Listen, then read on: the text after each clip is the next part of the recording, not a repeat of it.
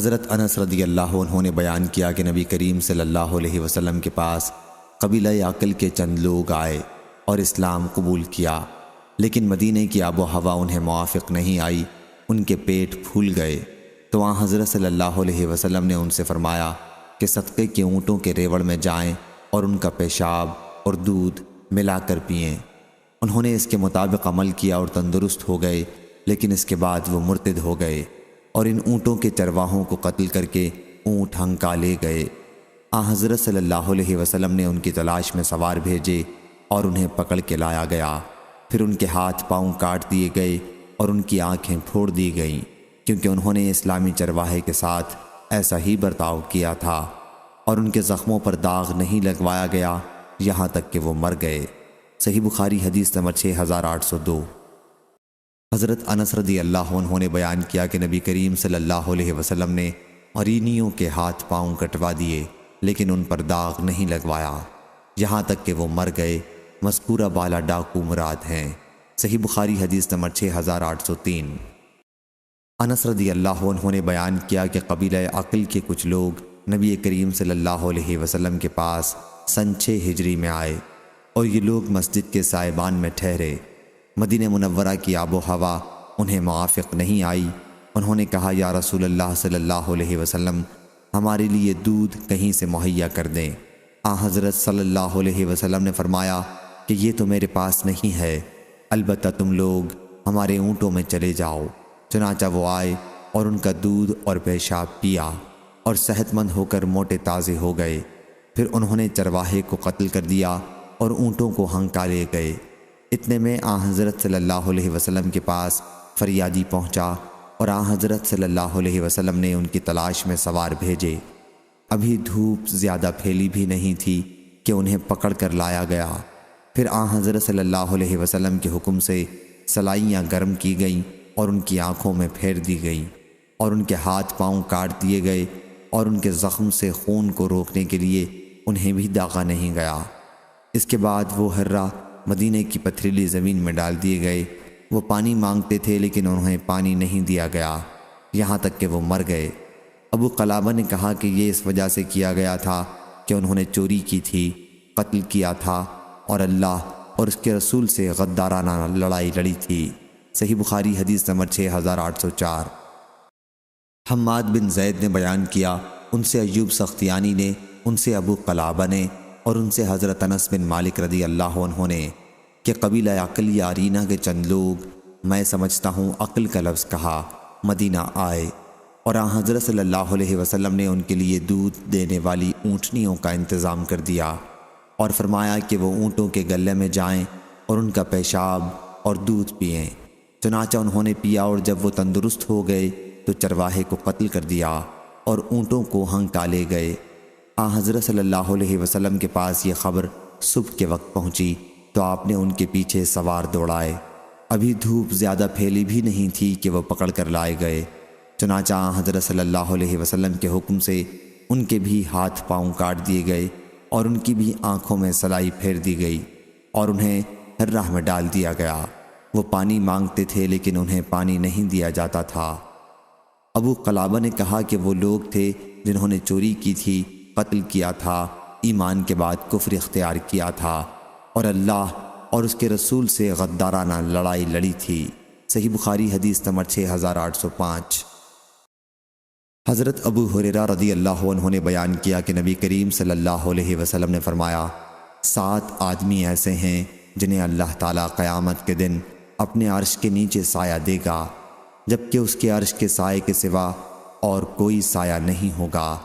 عادل، حاکم، نوجوان جس نے اللہ کی عبادت میں جوانی پائی، ایسا شخص جس نے اللہ کو تنہائی میں یاد کیا اور اس کی آنکھوں سے آنسو نکل پڑے، وہ شخص جس کا دل مسجد میں لگا رہتا ہے، وہ 2 آدمی جو اللہ کے لیے محبت کرتے ہیں، وہ شخص جسے کسی بلند مرتبہ اور خوبصورت عورت نے اپنی طرف بلایا اور اس نے جواب دیا کہ میں اللہ سے ڈرتا ہوں، اور وہ شخص جس نے اتنا پوشیدہ صدقہ کیا کہ اس کے بائیں ہاتھ کو بھی پتہ نہ چل سکا کہ دائیں نے کتنا اور کیا صدقہ کیا ہے۔ صحیح بخاری حدیث نمبر 6806۔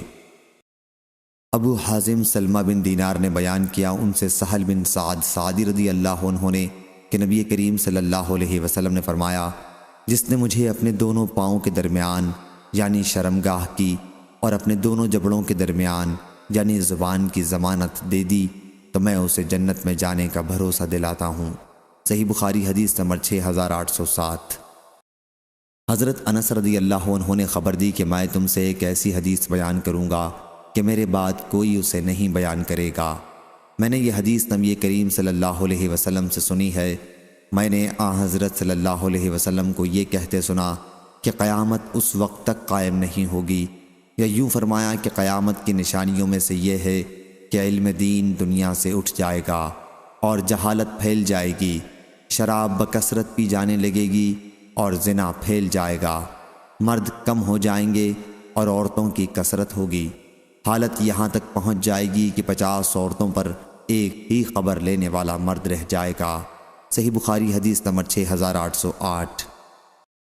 ابن عباس رضی اللہ عنہ نے بیان کیا کہ رسول اللہ صلی اللہ علیہ وسلم نے فرمایا، بندہ جب زنا کرتا ہے تو وہ مومن نہیں رہتا، بندہ جب چوری کرتا ہے تو وہ مومن نہیں رہتا، اور بندہ جب شراب پیتا ہے تو وہ مومن نہیں رہتا، اور جب وہ قتل ناحق کرتا ہے تو وہ مومن نہیں رہتا۔ اکرمہ رضی اللہ عنہ نے کہا کہ میں نے حضرت ابن عباس رضی اللہ عنہ سے پوچھا کہ ایمان اس سے کس طرح نکال لیا جاتا ہے؟ آپ رضی اللہ عنہ نے فرمایا کہ وہ اس طرح اور اس وقت آپ نے اپنی انگلیوں کو دوسرے ہاتھ کی انگلیوں میں ڈال کر پھر الگ کر لیا، پھر اگر وہ توبہ کر لیتا ہے تو ایمان اس کے پاس لوٹ آتا ہے، اس طرح اور آپ نے اپنی انگلیوں کو دوسرے ہاتھ کی انگلیوں میں ڈالا۔ صحیح بخاری حدیث نمبر 6809۔ حضرت ابو ہریرہ رضی اللہ عنہ نے بیان کیا کہ نبی کریم صلی اللہ علیہ وسلم نے فرمایا کہ زنا کرنے والا جب زنا کرتا ہے تو وہ مومن نہیں رہتا، چور جب چوری کرتا ہے تو وہ مومن نہیں رہتا، شرابی جب شراب پیتا ہے تو وہ مومن نہیں رہتا۔ پھر ان سب آدمیوں کے لیے توبہ کا دروازہ بہرحال کھلا ہوا ہے۔ صحیح بخاری حدیث نمبر 6810۔ حضرت عبداللہ بن مسعود رضی اللہ عنہ نے بیان کیا کہ میں نے پوچھا، یا رسول اللہ صلی اللہ علیہ وسلم، کون سا گناہ سب سے بڑا ہے؟ فرمایا یہ کہ تم اللہ کا کسی کو شریک بناؤ حالانکہ اسی نے تمہیں پیدا کیا ہے۔ میں نے پوچھا اس کے بعد؟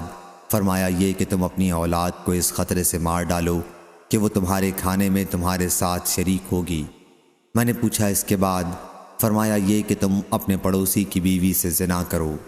یحییٰ نے بیان کیا، ان سے ابو سفیان نے بیان کیا، ان سے واصل نے بیان کیا، ان سے ابو وائل نے، اور ان سے حضرت عبداللہ بن مسعود رضی اللہ عنہ نے کہ میں نے عرض کیا یا رسول اللہ صلی اللہ علیہ وسلم، پھر اسی حدیث کی طرح بیان کیا۔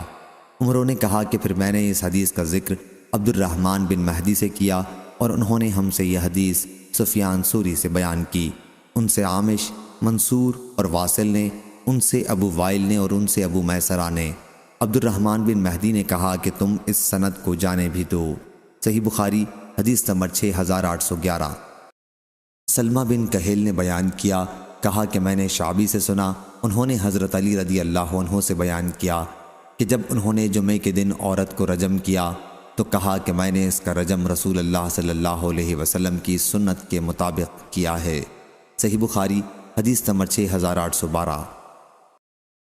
خالد طحان نے بیان کیا، ان سے شیبانی نے کہا میں نے حضرت عبداللہ بن ابی اوفا رضی اللہ عنہ سے پوچھا کیا رسول اللہ صلی اللہ علیہ وسلم نے کسی کو رجم کیا تھا؟ انہوں نے کہا کہ ہاں۔ میں نے پوچھا سورہ نور سے پہلے یا اس کے بعد؟ کہا کہ یہ مجھے معلوم نہیں۔ امر نامعلوم کے لیے اظہار لاعلمی کر دینا بھی امر محمود ہے۔ صحیح بخاری حدیث نمبر 6813۔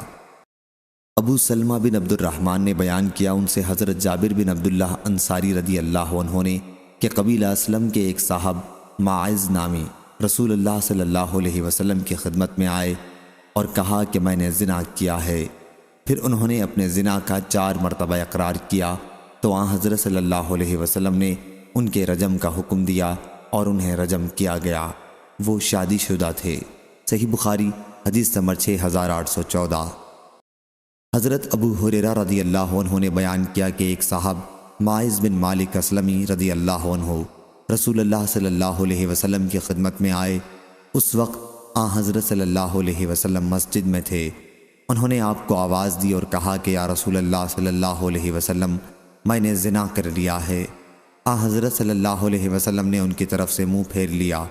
انہوں نے یہ بات 4 دفعہ دہرائی۔ جب 4 دفعہ انہوں نے اس گناہ کی اپنے اوپر شہادت دی تو آن حضرت صلی اللہ علیہ وسلم نے انہیں بلایا اور دریافت فرمایا، کیا تم دیوانے ہو؟ انہوں نے کہا کہ نہیں۔ آپ نے دریافت فرمایا، پھر کیا تم شادی شدہ ہو؟ انہوں نے کہا ہاں۔ اس پر آن حضرت صلی اللہ علیہ وسلم نے فرمایا کہ انہیں لے جاؤ اور رجم کر دو۔ صحیح بخاری حدیث نمبر 6815۔ ابن شہاب نے بیان کیا کہ پھر مجھے انہوں نے خبر دی جنہوں نے حضرت جابر بن عبداللہ رضی اللہ عنہ سے سنا تھا کہ انہوں نے کہا کہ رجم کرنے والوں میں بھی تھا۔ ہم نے انہیں آبادی سے باہر عیدگاہ کے پاس رجم کیا تھا۔ جب ان پر پتھر پڑے تو وہ بھاگ پڑے، لیکن ہم نے انہیں ہرا کے پاس پکڑا اور رجم کر دیا۔ صحیح بخاری حدیث نمبر 6816۔ حضرت عائشہ رضی اللہ عنہ نے بیان کیا کہ سعد بن ابی وقاص اور عبد بن زماں رضی اللہ عنہ نے آپس میں ایک بچے عبد الرحمن نامی میں اختلاف کیا تو نبی کریم صلی اللہ علیہ وسلم نے فرمایا، عبد بن زماں، بچہ تو لے لے، بچہ اسی کو ملے گا جس کی جورو یا لونڈی کے پیٹ سے وہ پیدا ہو، اور سودا رضی اللہ عنہ، تم اس سے پردہ کرو۔ حضرت امام بخاری رحمہ اللہ نے کہا کہ قتیبہ نے لیث سے زیادتی کے ساتھ بیان کیا کہ زانی کے حصے میں پتھر کی سزا ہے۔ صحیح بخاری حدیث نمبر 6817۔ محمد بن زیاد نے بیان کیا، کہا کہ میں نے ابو ہریرہ رضی اللہ عنہ سے سنا کہ نبی کریم صلی اللہ علیہ وسلم نے فرمایا، لڑکا اسی کو ملتا ہے جس کی جورو یا لونڈی کے پیٹ سے پیدا ہوا ہو، اور حرام کار کے لیے صرف پتھر ہیں۔ صحیح بخاری حدیث نمبر 6818۔ عبداللہ بن عمر رضی اللہ عنہ نے بیان کیا کہ رسول اللہ صلی اللہ علیہ وسلم کے پاس ایک یہودی مرد اور ایک یہودی عورت کو لایا گیا جنہوں نے زنا کیا تھا۔ آن حضرت صلی اللہ علیہ وسلم نے ان سے پوچھا کہ تمہاری کتاب تورات میں اس کی سزا کیا ہے؟ انہوں نے کہا کہ ہمارے علماء نے اس کی سزا چہرے کو سیاہ کرنا اور گدھے پر الٹا سوار کرنا تجویز کی ہوئی ہے۔ اس پر حضرت عبداللہ بن سلام رضی اللہ عنہ نے کہا، یا رسول اللہ صلی اللہ علیہ وسلم، ان سے تورات منگوائیے۔ جب تورات لائی گئی تو ان میں سے ایک نے رجم والی آیت پر اپنا ہاتھ رکھ لیا اور اس سے آگے اور پیچھے کی آیتیں پڑھنے لگا۔ حضرت عبداللہ بن سلام رضی اللہ عنہ نے اس سے کہا کہ اپنا ہاتھ ہٹاؤ، اور جب اس نے اپنا ہاتھ ہٹایا تو آیت رجم اس کے ہاتھ کے نیچے تھی۔ حضرت صلی اللہ علیہ وسلم نے ان دونوں کے متعلق حکم دیا اور انہیں رجم کر دیا گیا۔ حضرت ابن عمر رضی اللہ عنہ نے بیان کیا کہ انہیں بلات مسجد نبوی کے قریب ایک جگہ میں رجم کیا گیا۔ میں نے دیکھا کہ یہودی عورت کو یہودی مرد بچانے کے لیے اس پر جھک جھک پڑتا تھا۔ صحیح بخاری حدیث نمبر 6819۔ معمر نے خبر دی، انہیں ظاہری نے، انہیں ابو سلمہ بن عبد الرحمن نے، اور انہیں حضرت جابر بن عبداللہ رضی اللہ عنہ نے کہ قبیلہ اسلم کے ایک صاحب ماعز بن مالک رضی اللہ عنہ نبی کریم صلی اللہ علیہ وسلم کے پاس آئے اور زنا کا اقرار کیا، لیکن حضرت صلی اللہ علیہ وسلم نے ان کی طرف سے اپنا منہ پھیر لیا۔ پھر جب انہوں نے 4 مرتبہ اپنے لیے گواہی دی تو حضرت صلی اللہ علیہ وسلم نے ان سے پوچھا، کیا تم دیوانے ہو گئے ہو؟ انہوں نے کہا کہ نہیں۔ پھر آپ نے پوچھا، کیا تمہارا نکاح ہو چکا ہے؟ انہوں نے کہا کہ ہاں۔ چنانچہ آپ کے حکم سے انہیں عیدگاہ میں رجم کیا گیا۔ جب ان پر پتھر پڑے تو وہ بھاگ پڑے، لیکن انہیں پکڑ لیا گیا اور رجم کیا گیا یہاں تک کہ وہ مر گئے۔ پھر حضرت صلی اللہ علیہ وسلم نے ان کے حق میں کلمہ خیر فرمایا اور ان کا جنازہ ادا کیا اور ان کی تعریف کی جس کے وہ مستحق تھے۔ یونس اور ابن جریج نے ظاہری سے فصلی علیہ کا لفظ بیان نہیں کیا۔ حضرت امام بخاری سے پوچھا گیا کہ کیا صلی علیہ کا لفظ ٹھیک ہے؟ آپ نے فرمایا کہ معمر نے روایت کیا ہے۔ آپ سے پوچھا گیا معمر کے علاوہ بھی کسی نے روایت کیا ہے؟ آپ نے فرمایا نہیں۔ صحیح بخاری حدیث نمبر 6820۔ لیث بن سعد نے بیان کیا، ان سے ابن شہاب نے، ان سے حمید بن عبد الرحمن نے، اور ان سے حضرت ابو ہریرہ رضی اللہ عنہ نے کہ ایک صاحب نے رمضان میں اپنی بیوی سے ہم بستری کر لی اور پھر رسول اللہ صلی اللہ علیہ وسلم سے اس کا حکم پوچھا تو آن حضرت صلی اللہ علیہ وسلم نے فرمایا کیا تمہارے پاس کوئی غلام ہے؟ انہوں نے کہا کہ نہیں۔ اس پر آن حضرت صلی اللہ علیہ وسلم نے دریافت فرمایا 2 مہینے کے روزے رکھنے کی تم میں طاقت ہے؟ انہوں نے کہا کہ نہیں۔ آن حضرت صلی اللہ علیہ وسلم نے اس پر کہا کہ پھر 60 محتاجوں کو کھانا کھلاؤ۔ صحیح بخاری حدیث نمبر 6821۔ لیث نے بیان کیا ان سے عمرو بن حارث نے، ان سے عبد الرحمن بن قاسم نے، ان سے محمد بن جعفر بن زبیر نے، ان سے عباد بن عبداللہ بن زبیر نے، اور ان سے حضرت عائشہ رضی اللہ عنہا نے کہ ایک صاحب نبی کریم صلی اللہ علیہ وسلم کے پاس مسجد میں آئے اور عرض کیا میں تو دوزخ کا مستحق ہو گیا۔ آن حضرت صلی اللہ علیہ وسلم نے پوچھا کیا بات ہوئی؟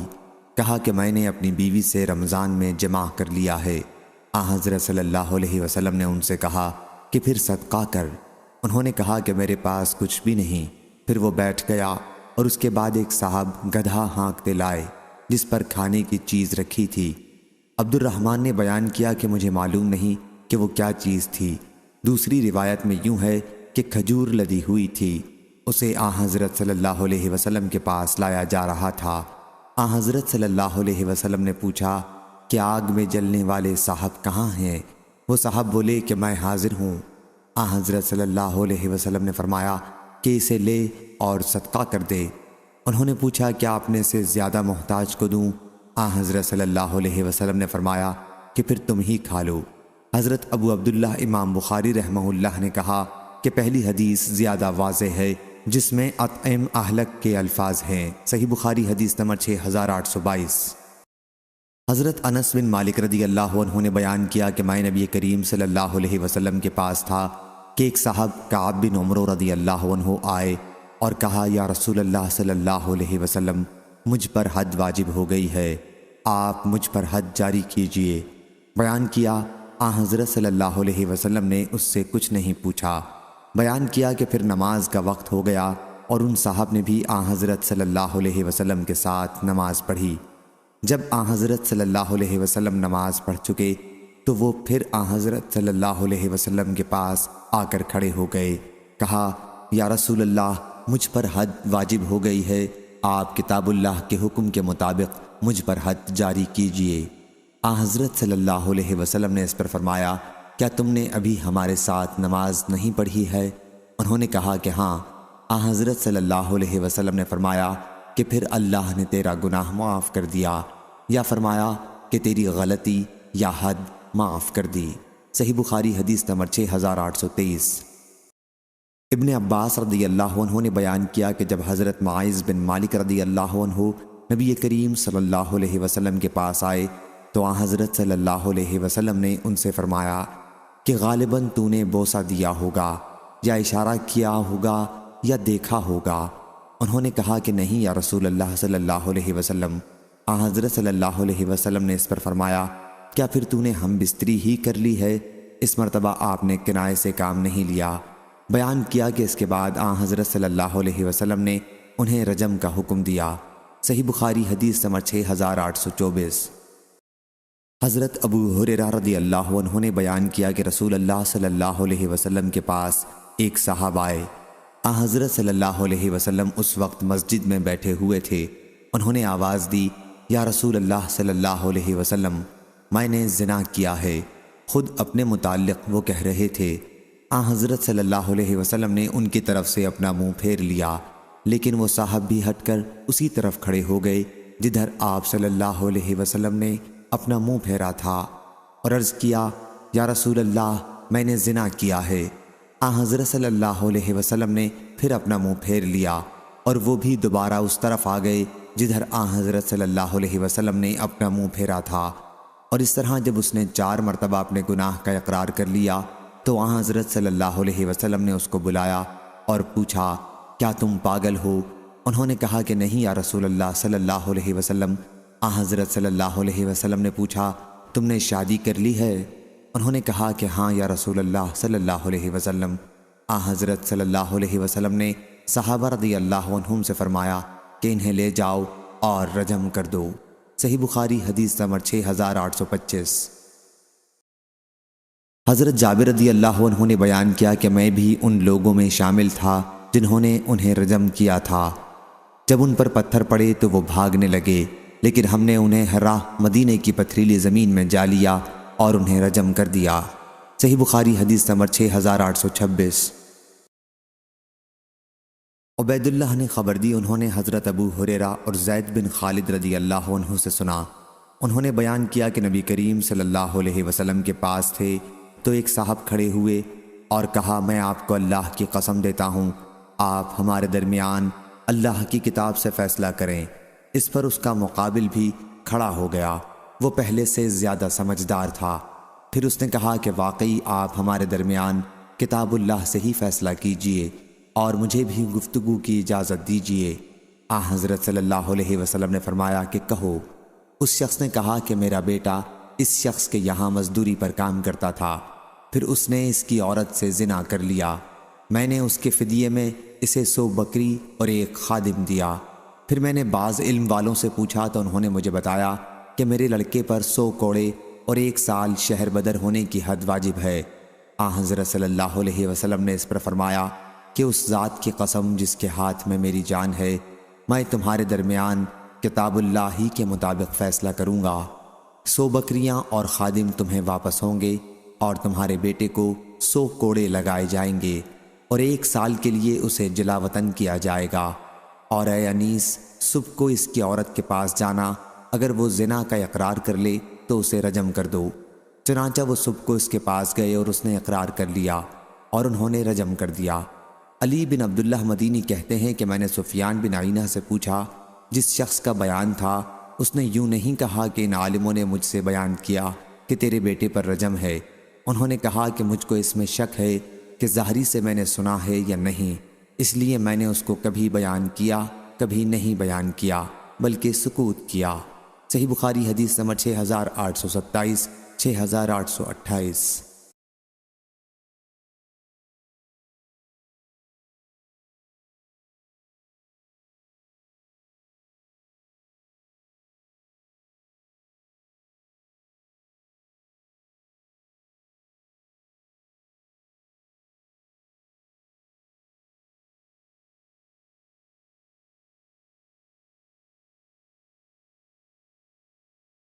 حضرت ابن عباس رضی اللہ عنہ نے بیان کیا کہ حضرت عمر رضی اللہ عنہ نے کہا، میں ڈرتا ہوں کہ کہیں زیادہ وقت گزر جائے اور کوئی شخص یہ کہنے لگے کہ کتاب اللہ میں تو رجم کا حکم ہمیں کہیں نہیں ملتا، اور اس طرح وہ اللہ کے ایک فریضے کو چھوڑ کر گمراہ ہوں جسے اللہ تعالیٰ نے نازل کیا ہے۔ آگاہ ہو جاؤ کہ رجم کا حکم اس شخص کے لیے فرض ہے جس نے شادی شدہ ہونے کے باوجود زنا کیا ہو، بشرطے کہ صحیح شرعی گواہیوں سے ثابت ہو جائے، یا حمل ہو یا کوئی خود اقرار کرے۔ سفیان نے بیان کیا کہ میں نے اسی طرح یاد کیا تھا، آگاہ ہو جاؤ کہ رسول اللہ صلی اللہ علیہ وسلم نے رجم کیا تھا اور آپ کے بعد ہم نے رجم کیا تھا۔ صحیح بخاری حدیث نمبر 6829۔ ابن عباس رضی اللہ عنہ نے بیان کیا کہ میں کئی مہاجرین کو قرآن مجید پڑھایا کرتا تھا۔ حضرت عبد الرحمن بن عوف رضی اللہ عنہ بھی ان میں سے ایک تھے۔ ابھی میں مینا میں ان کے مکان پر تھا اور وہ حضرت عمر رضی اللہ عنہ کے آخری حج میں سن 23 ہجری ان کے ساتھ تھے کہ وہ میرے پاس لوٹ کر آئے اور کہا کہ کاش تم اس شخص کو دیکھتے، آج امیر المومنین رضی اللہ عنہ کے پاس آیا تھا۔ اس نے کہا کہ اے امیر المومنین رضی اللہ عنہ، کیا آپ فلاں صاحب سے یہ پوچھ تاچھ کریں گے جو یہ کہتے ہیں کہ اگر عمر رضی اللہ عنہ کا انتقال ہو گیا تو میں فلاں صاحب طلحہ بن عبید اللہ رضی اللہ عنہ سے بیعت کروں گا، کیونکہ واللہ حضرت ابو بکر رضی اللہ عنہ کی بغیر سوچے سمجھے بیعت تو اچانک ہو گئی اور پھر وہ مکمل ہو گئی تھی۔ اس پر حضرت عمر رضی اللہ عنہ بہت غصہ ہوئے اور کہا کہ میں انشاءاللہ شام کے وقت لوگوں سے خطاب کروں گا اور انہیں ان لوگوں سے ڈراؤں گا جو زبردستی سے دخل در معقولات کرنا چاہتے ہیں۔ حضرت عبد الرحمن بن عوف رضی اللہ عنہ نے کہا کہ اس پر میں نے عرض کیا، یا امیر المومنین رضی اللہ عنہ، ایسا نہ کیجیے، حج کے موسم میں کم سمجھی اور برے بھلے ہر ہی قسم کے لوگ جمع ہیں، اور جب آپ خطاب کے لیے کھڑے ہوں گے تو آپ کے قریب یہی لوگ زیادہ ہوں گے، اور مجھے ڈر ہے کہ آپ کھڑے ہو کر کوئی بات کہیں اور وہ چاروں طرف پھیل جائے، لیکن پھیلانے والے اسے صحیح طور پر یاد نہ رکھ سکیں گے اور اس کے غلط معنی پھیلانے لگیں گے۔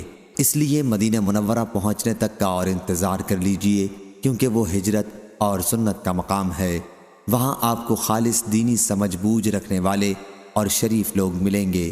وہاں آپ جو کچھ کہنا چاہتے ہیں اعتماد کے ساتھ ہی فرما سکیں گے، اور علم والے آپ کی باتوں کو یاد بھی رکھیں گے اور جو صحیح مطلب ہے وہی بیان کریں گے۔ حضرت عمر رضی اللہ عنہ نے کہا، ہاں اچھا، اللہ کی قسم میں مدینہ منورہ پہنچتے ہی سب سے پہلے لوگوں کو اسی مضمون کا خطبہ دوں گا۔ حضرت ابن عباس رضی اللہ عنہ نے بیان کیا کہ پھر ہم ذی الحج کے مہینے کے آخر میں مدینہ منورہ پہنچے۔ جمعہ کے دن سورج ڈھلتے ہی ہم نے مسجد نبوی پہنچنے میں جلدی کی، اور میں نے دیکھا کہ سعید بن زید بن عمرو بن نفیل ممبر کی جڑ کے پاس بیٹھے ہوئے تھے۔ میں بھی ان کے پاس بیٹھ گیا، میرا ٹخنا ان کے ٹخنے سے لگا ہوا تھا۔ تھوڑی ہی دیر بعد میں حضرت عمر رضی اللہ عنہ بھی باہر نکلے۔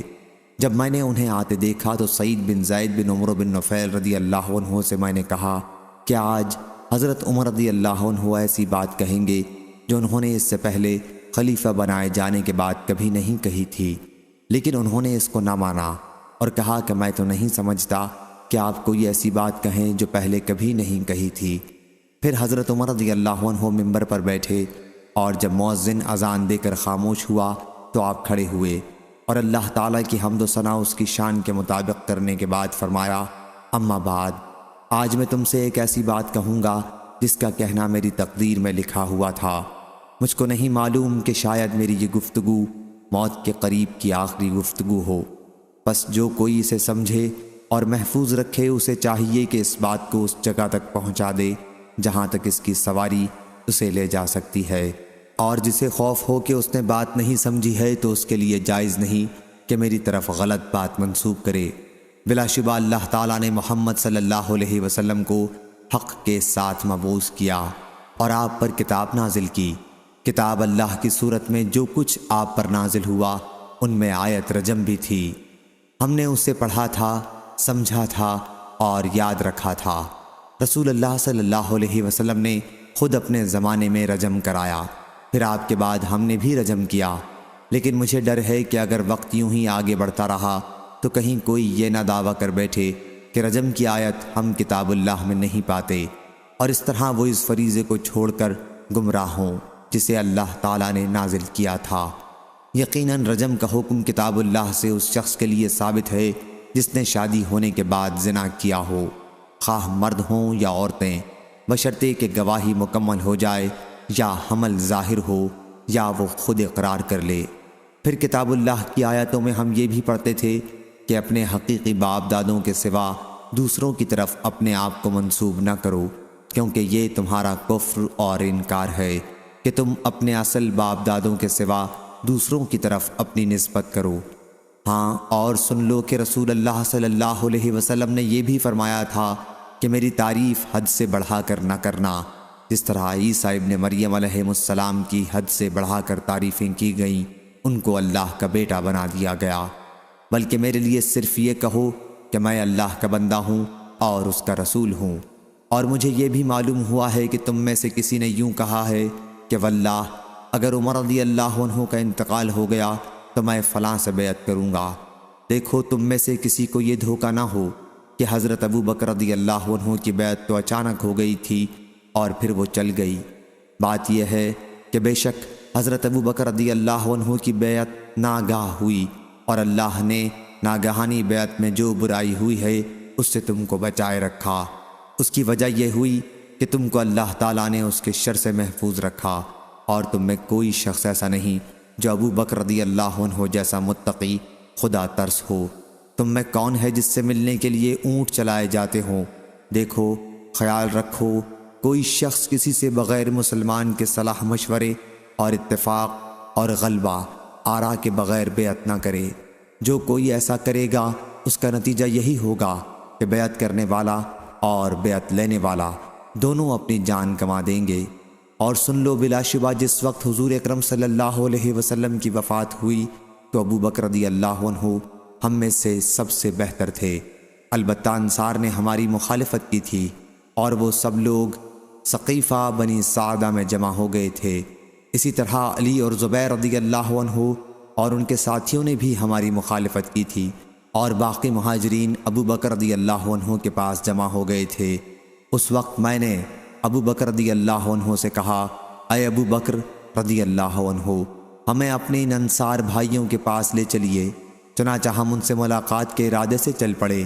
جب ہم ان کے قریب پہنچے تو ہماری انہی میں کے دو نیک لوگوں سے ملاقات ہوئی، اور انہوں نے ہم سے بیان کیا کہ انصاری آدمیوں نے یہ بات ٹھہرائی ہے کہ سعد بن عبادہ رضی اللہ عنہ کو خلیفہ بنائیں۔ اور انہوں نے پوچھا، حضرات مہاجرین آپ لوگ کہاں جا رہے ہیں؟ ہم نے کہا کہ ہم اپنے ان انصار بھائیوں کے پاس جا رہے ہیں۔ انہوں نے کہا کہ آپ لوگ ہرگز وہاں نہ جائیں، بلکہ خود جو کرنا ہے کر ڈالو۔ لیکن میں نے کہا کہ بخدا ہم ضرور جائیں گے۔ چنانچہ ہم آگے بڑھے اور انصار کے پاس ثقیفہ بنی سعدہ میں پہنچے۔ مجلس میں ایک صاحب سردار خزرج چادر اپنے سارے جسم پر لپیٹے درمیان میں بیٹھے تھے۔ میں نے پوچھا کہ یہ کون صاحب ہیں؟ تو لوگوں نے بتایا کہ سعد بن عبادہ رضی اللہ عنہ ہیں۔ میں نے پوچھا کہ انہیں کیا ہو گیا ہے؟ لوگوں نے بتایا کہ بخار آ رہا ہے۔ پھر ہمارے تھوڑی دیر تک بیٹھنے کے بعد ان کے خطیب نے کلمہ شہادت پڑھا اور اللہ تعالیٰ کی اس کی شان کے مطابق تعریف کی۔ پھر کہا، اما بعد، ہم اللہ کے دین کے مددگار انصار اور اسلام کے لشکر ہیں، اور تم اے گروہ مہاجرین کم تعداد میں ہو۔ تمہاری یہ تھوڑی سی تعداد اپنی قوم قریش سے نکال کر ہم لوگوں میں آ رہے ہو۔ تم لوگ یہ چاہتے ہو کہ ہماری بیخکنی کرو اور ہم کو خلافت سے محروم کر کے آپ خلیفہ بن بیٹھو۔ یہ کبھی نہیں ہو سکتا۔ جب وہ خطبہ پورا کر چکے تو میں نے بولنا چاہا۔ میں نے ایک عمدہ تقریر اپنے ذہن میں ترتیب دے رکھی تھی۔ میری بڑی خواہش تھی کہ حضرت ابو بکر رضی اللہ عنہ کی بات کرنے سے پہلے ہی میں اس کو شروع کر دوں، اور انصار کی تقریر سے جو ابو بکر رضی اللہ عنہ کو غصہ پیدا ہوا ہے اس کو دور کر دوں۔ جب میں نے بات کرنی چاہی تو ابو بکر رضی اللہ عنہ نے کہا، ذرا ٹھہرو۔ میں نے ان کو ناراض کرنا برا جانا۔ آخر انہوں نے ہی تقریر شروع کی، اور خدا کی قسم وہ مجھ سے زیادہ عقل مند اور مجھ سے زیادہ سنجیدہ اور متین تھے۔ میں نے جو تقریر اپنے دل میں سوچ لی تھی اس میں سے انہوں نے کوئی بات نہیں چھوڑی، فی البدیہہ وہی کہی، بلکہ اس سے بھی بہتر۔ پھر وہ خاموش ہو گئے۔ ابو بکر رضی اللہ عنہ کی تقریر کا خلاصہ یہ تھا کہ انصاری بھائیو، تم نے جو اپنی فضیلت اور بزرگی بیان کی ہے وہ سب درست ہے، اور تم بے شک اس کے سزاوار ہو، مگر خلافت قریش کے سوا اور کسی خاندان والوں کے لیے نہیں ہو سکتی، کیونکہ قریش ازرو نسب اور ازرو خاندان تمام عرب کی قوموں میں بڑھ چڑھ کر ہیں۔ اب تم لوگ ایسا کرو کہ ان دو آدمیوں میں سے کسی سے بیعت کر لو۔ ابو بکر رضی اللہ عنہ نے میرا اور ابو عبیدہ بن جراح رضی اللہ عنہ کا ہاتھ تھاما۔ وہ ہمارے بیچ میں بیٹھے ہوئے تھے۔ ان کی ساری گفتگو میں صرف یہی ایک بات مجھ سے میرے سوا ہوئی، واللہ میں آگے کر دیا جاتا اور بے گناہ میری گردن مار دی جاتی تو یہ مجھے اس سے زیادہ پسند تھا کہ مجھے ایک ایسی قوم کا امیر بنایا جاتا جس میں ابو بکر رضی اللہ عنہ خود موجود ہوں۔ میرا اب تک یہی خیال ہے۔ یہ اور بات ہے کہ وقت پر نفس مجھ کو بہکا دے اور میں کوئی دوسرا خیال کروں جو اب نہیں کرنا۔ پھر انصار میں سے ایک کہنے والا حباب بن منظر یوں کہنے لگا، سنو سنو، میں ایک لکڑی ہوں کہ جس سے اونٹ اپنا بدن رگڑ کر کھجلی کی تکلیف رفع کرتے ہیں، اور میں وہ باڑ ہوں جو درختوں کے ارد گرد حفاظت کے لیے لگائی جاتی ہے۔ میں ایک عمدہ تدبیر بتاتا ہوں۔ ایسا کرو، دو خلیفہ رہیں، دونوں مل کر کام کریں، ایک ہماری قوم کا اور ایک قریش والوں کا۔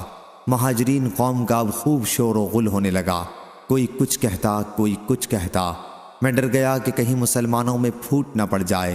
آخر میں کہہ اٹھا، ابو بکر رضی اللہ عنہ اپنا ہاتھ بڑھاؤ۔ انہوں نے ہاتھ بڑھایا، میں نے ان سے بیعت کی، اور مہاجرین جتنے وہاں موجود تھے انہوں نے بھی بیعت کر لی۔ پھر انصاریوں نے بھی بیعت کر لی۔ چلو جھگڑا تمام ہوا، جو منظور الہی تھا وہی ظاہر ہوا۔ اس کے بعد ہم حضرت سعد بن عبادہ رضی اللہ عنہ کی طرف بڑھے۔ انہوں نے بیعت نہیں کی۔ ایک شخص انصار میں سے کہنے لگا، بھائیو، بیچارے سعد بن عبادہ رضی اللہ عنہ کا تم نے خون کر ڈالا۔ میں نے کہا، اللہ اس کا خون کرے گا۔ حضرت عمر رضی اللہ عنہ نے اس خطبے میں یہ بھی فرمایا، اس وقت ہم کو حضرت ابو بکر رضی اللہ عنہ کی خلافت سے زیادہ کوئی چیز ضروری معلوم نہیں ہوتی، کیونکہ ہم کو ڈر پیدا ہوا کہیں ایسا نہ ہو ہم لوگوں سے جدا رہیں اور ابھی انہوں نے کسی سے بیعت نہ کی ہو، وہ کسی اور شخص سے بیعت کر بیٹھے، تب دو صورتوں سے خالی نہیں ہوتا، یا تو ہم بھی جبراً اور قہراً اسی سے بیعت کر لیتے یا لوگوں کی مخالفت کرتے، تو آپس میں فساد پیدا ہوتا، پھوٹ پڑ جاتی۔ دیکھو پھر یہی کہتا ہوں، جو شخص کسی شخص سے بن سوچے سمجھے بن صلاح و مشورہ بیعت کر لے تو دوسرے لوگ بیعت کرنے والے کی پیروی نہ کریں، نہ اس کی جس سے بیعت کی گئی ہے، کیونکہ وہ دونوں اپنی جان گنوائیں گے۔ صحیح بخاری حدیث نمبر 6830۔ زید بن خالد جہنی نے بیان کیا کہ میں نے نبی کریم صلی اللہ علیہ وسلم سے سنا، حضرت صلی اللہ علیہ وسلم ان لوگوں کے بارے میں حکم دے رہے تھے جو غیر شادی شدہ ہوں اور زنا کیا ہو کہ 100 کوڑے مارے جائیں اور سال بھر کے لیے جلا وطن کر دیا جائے۔ صحیح بخاری حدیث نمبر 6831۔ عروہ بن زبیر نے خبر دی کہ حضرت عمر بن خطاب رضی اللہ عنہ نے جلا وطن کیا تھا، پھر یہی طریقہ قائم ہو گیا۔ صحیح بخاری حدیث نمبر 6832۔ حضرت ابو ہریرہ رضی اللہ عنہ نے بیان کیا کہ رسول اللہ صلی اللہ علیہ وسلم نے ایسے شخص کے بارے میں جس نے زنا کیا تھا اور وہ غیر شادی شدہ تھا، حد قائم کرنے کے ساتھ 1 سال تک شہر بدر کرنے کا فیصلہ کیا تھا۔ صحیح بخاری حدیث نمبر 6833۔ ابن عباس رضی اللہ عنہ نے بیان کیا کہ نبی کریم صلی اللہ علیہ وسلم نے ان مردوں پر لعنت کی ہے جو مخنث بنتے ہیں، اور ان عورتوں پر لعنت کی ہے جو مرد بنے، اور آپ نے فرمایا کہ انہیں اپنے گھروں سے نکال دو، اور حضرت صلی اللہ علیہ وسلم نے فلاں کو گھر سے نکالا تھا، اور حضرت عمر رضی اللہ عنہ نے فلاں کو نکالا تھا۔ صحیح بخاری حدیث نمبر 6834۔ ابن ابی ذئب نے بیان کیا، ان سے زہری نے، ان سے عبید اللہ نے، اور ان سے حضرت ابو ہریرہ اور زید بن خالد رضی اللہ عنہ نے کہ ایک دیہاتی نبی کریم صلی اللہ علیہ وسلم کے پاس آیا، حضرت صلی اللہ علیہ وسلم بیٹھے ہوئے تھے۔ انہوں نے عرض کیا، یا رسول اللہ صلی اللہ علیہ وسلم، ہمارے درمیان کتاب اللہ کے مطابق فیصلہ کر دیں۔ اس پر دوسرے نے کھڑے ہو کر کہا کہ انہوں نے صحیح کہا یا رسول اللہ صلی اللہ علیہ وسلم، ان کا کتاب اللہ کے مطابق فیصلہ کریں۔ میرا لڑکا ان کے یہاں مزدور تھا اور پھر اس نے ان کی بیوی کے ساتھ زنا کر لیا۔ لوگوں نے مجھے بتایا کہ میرے لڑکے کو رجم کیا جائے گا، چنانچہ میں نے 100 بکریوں اور 1 کنیز کا فدیہ دیا۔ پھر میں نے اہل علم سے پوچھا تو ان کا خیال ہے کہ میرے لڑکے پر 100 کوڑے اور 1 سال کی جلا وطنی لازمی ہے۔ حضرت صلی اللہ علیہ وسلم نے فرمایا کہ اس ذات کی قسم جس کے ہاتھ میں میری جان ہے، میں تم دونوں کا فیصلہ کتاب اللہ کے مطابق کروں گا۔ بکریاں اور کنیز تمہیں واپس ملیں گی اور تمہارے لڑکے کو 100 کوڑے اور 1 سال کی جلا وطنی کی سزا ملے گی۔ اور انیس، صبح اس عورت کے پاس جاؤ اور اگر وہ اقرار کرے تو اسے رجم کر دو۔ چنانچہ انہوں نے اسے رجم کیا۔ صحیح بخاری حدیث نمبر 6835، 6836۔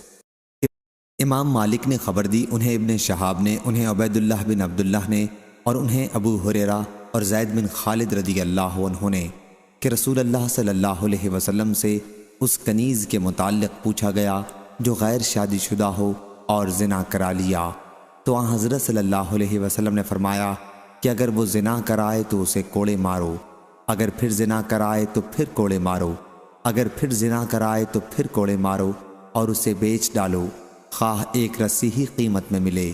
ابن شہاب نے بیان کیا کہ مجھے یقین نہیں کہ تیسری مرتبہ کوڑے لگانے کا حکم کے بعد یہ فرمایا یا چوتھی مرتبہ کے بعد۔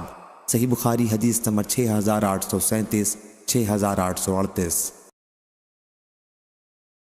اس بن سعد نے بیان کیا، ان سے سعید مقبری نے، ان سے ان کے والد نے، اور ان سے حضرت ابو ہریرہ رضی اللہ عنہ نے، انہوں نے حضرت ابو ہریرہ رضی اللہ عنہ کو یہ کہتے ہوئے سنا کہ نبی کریم صلی اللہ علیہ وسلم نے فرمایا کہ اگر کنیز زنا کرائے اور اس کا زنا کھل جائے تو اسے کوڑے مارنے چاہیے، لیکن لعنت ملامت نہ کرنی چاہیے۔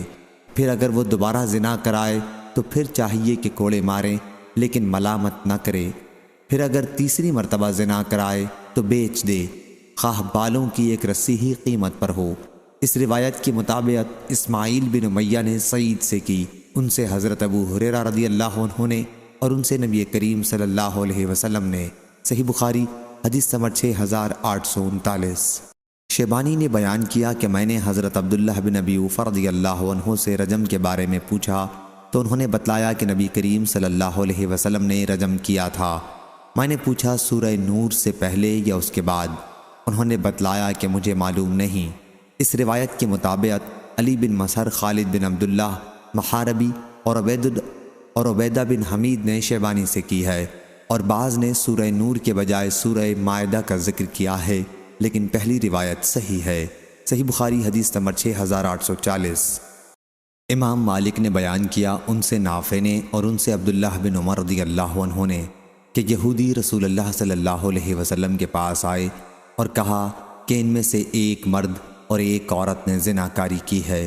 حضرت صلی اللہ علیہ وسلم نے ان سے پوچھا کہ تورات میں رجم کے متعلق کیا حکم ہے؟ انہوں نے کہا کہ ہم انہیں رسوا کرتے ہیں اور کوڑے لگاتے ہیں۔ حضرت عبداللہ بن سلام رضی اللہ عنہ نے اس پر کہا کہ تم جھوٹے ہو، اس میں رجم کا حکم موجود ہے۔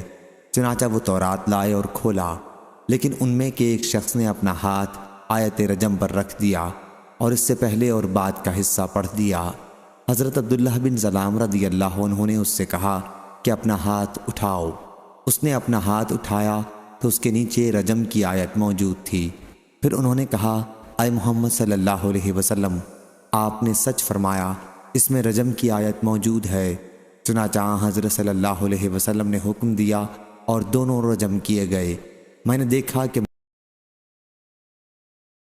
دیکھا کہ مرد عورت کو پتھروں سے بچانے کی کوشش میں اس پر جھک رہا تھا۔ صحیح بخاری حدیث نمبر 6841۔ حضرت عائشہ رضی اللہ عنہا نے بیان کیا کہ ابو بکر رضی اللہ عنہ نے کہا، تمہاری وجہ سے حضرت صلی اللہ علیہ وسلم اور سب لوگوں کو رکنا پڑا، جبکہ یہاں پانی بھی نہیں ہے۔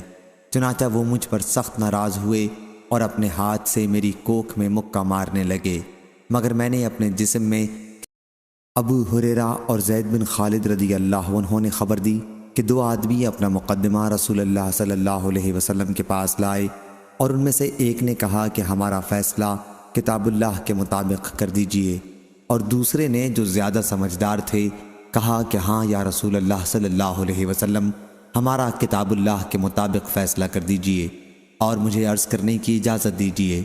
حضرت صلی اللہ علیہ وسلم نے فرمایا، کہو۔ انہوں نے کہا کہ میرا بیٹا ان صاحب کے یہاں مزدور تھا۔ مالک نے بیان کیا کہ عصیف مزدور کو کہتے ہیں، اور اس نے اس کی بیوی سے زنا کر دیا۔ لوگوں نے مجھ سے کہا کہ میرے بیٹی کی سزا رجم ہے، چنانچہ میں نے اس کے فدیے میں 100 بکریاں اور ایک لونڈی دے دی۔ پھر جب میں نے علم والوں سے پوچھا تو انہوں نے بتایا کہ میرے لڑکے کی سزا 100 کوڑے اور 1 سال کے لیے ملک بدر کرنا ہے۔ رجم تو صرف اس عورت کو کیا جائے گا اس لیے کہ وہ شادی شدہ ہے۔ رسول اللہ صلی اللہ علیہ وسلم نے فرمایا، اس ذات کی قسم جس کے ہاتھ میں میری جان ہے، میں تمہارا فیصلہ کتاب اللہ کے مطابق کروں گا۔ تمہاری بکریاں اور تمہاری لونڈی تمہیں واپس ہیں۔ پھر ان کے بیٹے کو 100 کوڑے لگوائے اور 1 سال کے لیے شہر بدر کیا، اور انیس اسلمی رضی اللہ عنہ کو حکم فرمایا، اس مذکورہ عورت کے پاس جائیں، اگر وہ اقرار کر لے تو اسے رجم کر دیں۔ چنانچہ اس نے اقرار کیا اور وہ رجم کر دی گئی۔ صحیح بخاری حدیث نمبر 6842، 6843۔ حضرت انس رضی اللہ عنہ نے بیان کیا کہ نبی کریم صلی اللہ علیہ وسلم کے پاس قبیلہ عقل کے چند لوگ آئے اور اسلام قبول کیا، لیکن مدینے کی آب و ہوا انہیں موافق نہیں آئی، ان کے پیٹ پھول گئے۔ تو حضرت صلی اللہ علیہ وسلم نے ان سے فرمایا کہ صدقے کے اونٹوں کے ریوڑ میں جائیں اور ان کا پیشاب اور دودھ ملا کر پئیں۔ انہوں نے اس کے مطابق عمل کیا اور تندرست ہو گئے، لیکن اس کے بعد وہ مرتد ہو گئے۔ حضرت عائشہ رضی اللہ عنہا نے بیان کیا کہ ابو بکر رضی اللہ عنہ نے کہا، تمہاری وجہ سے حضرت صلی اللہ علیہ وسلم اور سب لوگوں کو رکنا پڑا، جبکہ یہاں پانی بھی نہیں ہے۔ چنانچہ وہ مجھ پر سخت ناراض ہوئے اور اپنے ہاتھ سے میری کوکھ میں مکہ مارنے لگے، مگر میں نے اپنے جسم میں کسی قسم کی حرکت اس لیے نہیں ہونے دی کہ حضرت صلی اللہ علیہ وسلم آرام فرما رہے تھے، پھر اللہ نے تیمم کی آیت نازل کی۔ صحیح بخاری حدیث نمبر 6844۔ حضرت عائشہ رضی اللہ عنہ نے بیان کیا کہ ابو بکر رضی اللہ عنہ آئے اور زور سے میرے ایک سخت گھونسا لگایا اور کہا، تو نے ایک ہار کے لیے سب لوگوں کو روک دیا۔ میں اس سے مرنے کے قریب ہو گئی، اس قدر مجھ کو درد ہوا، لیکن کیا کر سکتی تھی، کیونکہ حضرت صلی اللہ علیہ وسلم کا سر مبارک میری ران پر تھا۔ لکز اور وکز کے ایک ہی معنی ہیں۔ صحیح بخاری حدیث نمبر 6845۔ مغیرہ رضی اللہ عنہ نے بیان کیا کہ سعد بن عبادہ رضی اللہ عنہ نے کہا کہ اگر میں اپنی بیوی کے ساتھ کسی غیر مرد کو دیکھ لوں تو سیدھی تلوار کی دھار سے اسے مار ڈالوں۔ یہ بات نبی کریم صلی اللہ علیہ وسلم تک پہنچی تو آپ نے فرمایا، کیا تمہیں سعد رضی اللہ عنہ کی غیرت پر حیرت ہے؟ میں ان سے بھی بڑھ کر غیرت مند ہوں اور اللہ مجھ سے بھی زیادہ غیرت مند ہے۔ صحیح بخاری حدیث نمبر 6846۔ حضرت ابو ہریرہ رضی اللہ عنہ نے بیان کیا کہ رسول اللہ صلی اللہ علیہ وسلم کے پاس ایک دیہاتی آیا اور کہا کہ یا رسول اللہ صلی اللہ علیہ وسلم، میری بیوی نے کالا لڑکا جنا ہے۔ حضرت صلی اللہ علیہ وسلم نے پوچھا، تمہارے پاس اونٹ ہیں؟ انہوں نے کہا کہ سرخ۔ حضرت صلی اللہ علیہ وسلم نے پوچھا، ان میں کوئی خاکی رنگ کا بھی ہے؟ انہوں نے کہا کہ ہاں۔ حضرت صلی اللہ علیہ وسلم نے پوچھا، پھر یہ کہاں سے آ گیا؟ انہوں نے کہا، میرا خیال ہے کہ کسی رنگ نے یہ رنگ کھینچ لیا جس کی وجہ سے ایسا اونٹ پیدا ہوا۔ حضرت صلی اللہ علیہ وسلم نے فرمایا، پھر ایسا بھی ممکن ہے کہ تیرے بیٹے کا رنگ بھی کسی رنگ نے کھینچ لیا ہو۔ صحیح بخاری حدیث نمبر 6847۔ حضرت ابو بردہ رضی اللہ عنہ نے بیان کیا کہ نبی کریم صلی اللہ علیہ وسلم نے فرمایا، حدود اللہ میں کسی مقررہ حد کے سوا کسی اور سزا میں 10 کوڑے سے زیادہ بطور تعزیر و سزا نہ مارے جائیں۔ صحیح بخاری حدیث نمبر 6848۔ مسلم بن ابی مریم نے بیان کیا، کہا مجھ سے عبد الرحمن بن جابر نے ان صحابی سے بیان کیا جنہوں نے نبی کریم صلی اللہ علیہ وسلم سے سنا تھا کہ حضرت صلی اللہ علیہ وسلم نے فرمایا، اللہ تعالیٰ کی حدود میں سے کسی حد کے سوا مجرم کو 10 کوڑے سے زیادہ کی سزا نہ دی جائے۔ صحیح بخاری حدیث نمبر 6849۔ بکیر نے بیان کیا کہ میں سلیمان بن یسار کے پاس بیٹھا ہوا تھا کہ عبد الرحمن بن جابر آئے اور سلیمان بن یسار سے بیان کیا۔ پھر سلیمان بن یسار ہماری طرف متوجہ ہوئے اور انہوں نے کہا کہ مجھ سے عبد الرحمن بن جابر نے بیان کیا ہے کہ ان سے ان کے والد نے بیان کیا، اور انہوں نے ابو بردہ انصاری رضی اللہ عنہ سے سنا۔ انہوں نے بیان کیا کہ میں نے نبی کریم صلی اللہ علیہ وسلم سے سنا، حضرت صلی اللہ علیہ وسلم نے فرمایا کہ حدود اللہ میں سے کسی حد کے سوا کسی سزا میں 10 کوڑے سے زیادہ کی سزا نہ دو۔ صحیح بخاری حدیث نمبر 6850۔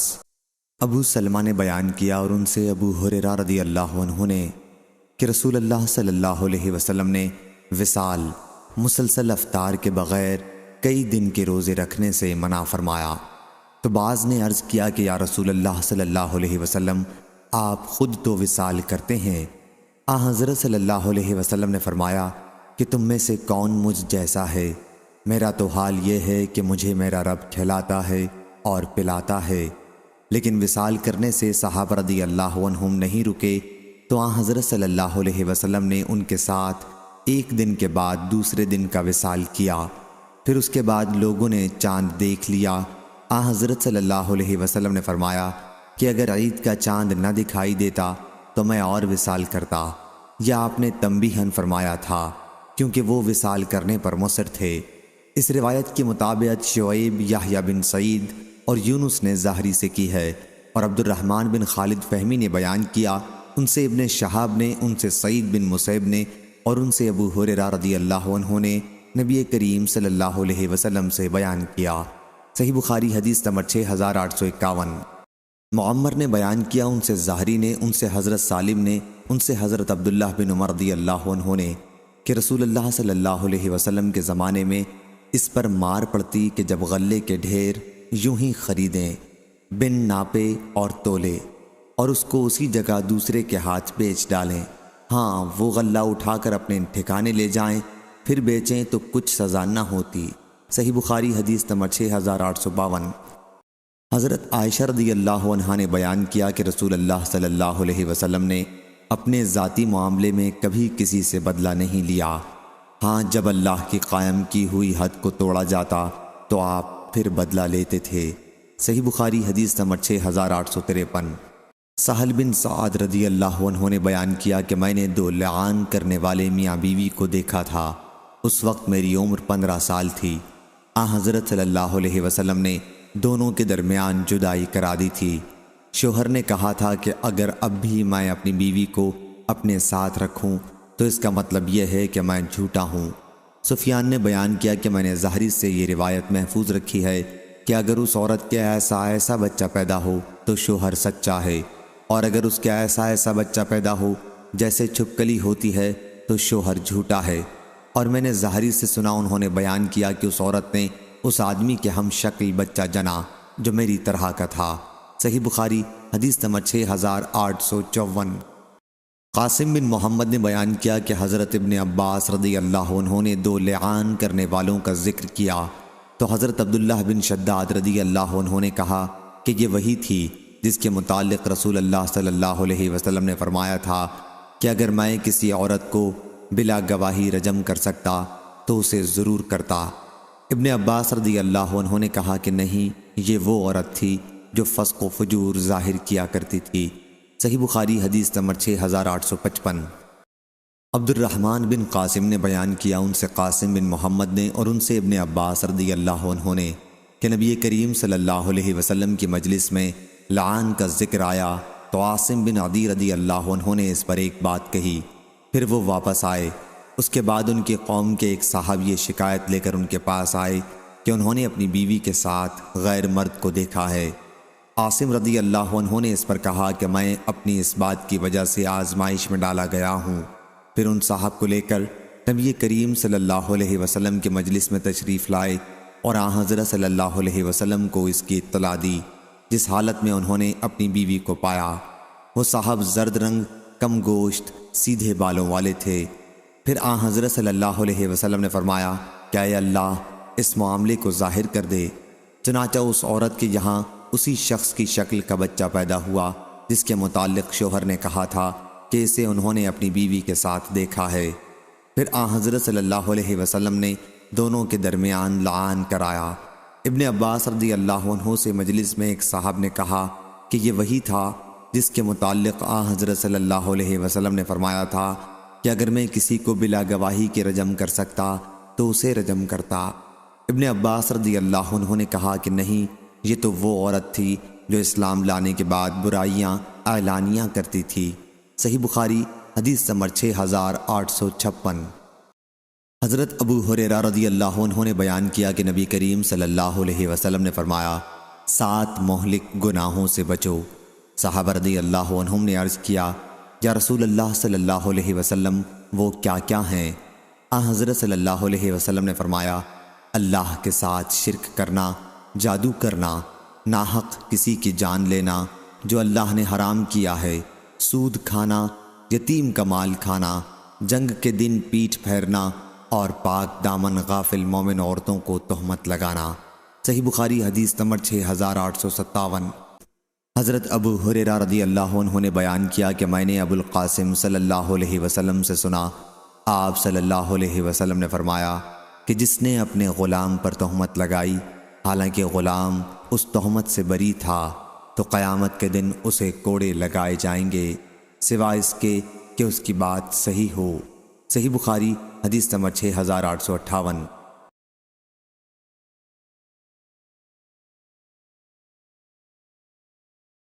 ابو ہریرہ اور زید بن خالد جہنی رضی اللہ عنہ نے بیان کیا کہ ایک آدمی رسول اللہ صلی اللہ علیہ وسلم کی خدمت میں آیا اور کہا کہ میں آپ کو اللہ کی قسم دیتا ہوں، آپ ہمارے درمیان کتاب اللہ کے مطابق فیصلہ کر دیں۔ اس پر فریق مخالف کھڑا ہوا، یہ زیادہ سمجھدار تھا، اور کہا کہ انہوں نے سچ کہا، ہمارا فیصلہ کتاب اللہ کے مطابق کیجیے، اور یا رسول اللہ صلی اللہ علیہ وسلم مجھے گفتگو کی اجازت دیجیے۔ حضرت صلی اللہ علیہ وسلم نے فرمایا، کہیے۔ انہوں نے کہا کہ میرا لڑکا ان کے یہاں مزدوری کرتا تھا، پھر اس نے ان کی بیوی کے ساتھ زنا کر لیا، میں نے اس کے فدیے میں 100 بکریاں اور 1 خادم دیا۔ پھر میں نے اہل علم سے پوچھا تو انہوں نے مجھے بتایا کہ میرے بیٹے کو 100 کوڑے اور 1 سال جلا وطنی کی سزا ملنی چاہیے اور اس کی بیوی کو رجم کیا جائے گا۔ حضرت صلی اللہ علیہ وسلم نے فرمایا، اس ذات کی قسم جس کے ہاتھ میں میری جان ہے، میں تمہارا فیصلہ کتاب اللہ کے مطابق ہی کروں گا۔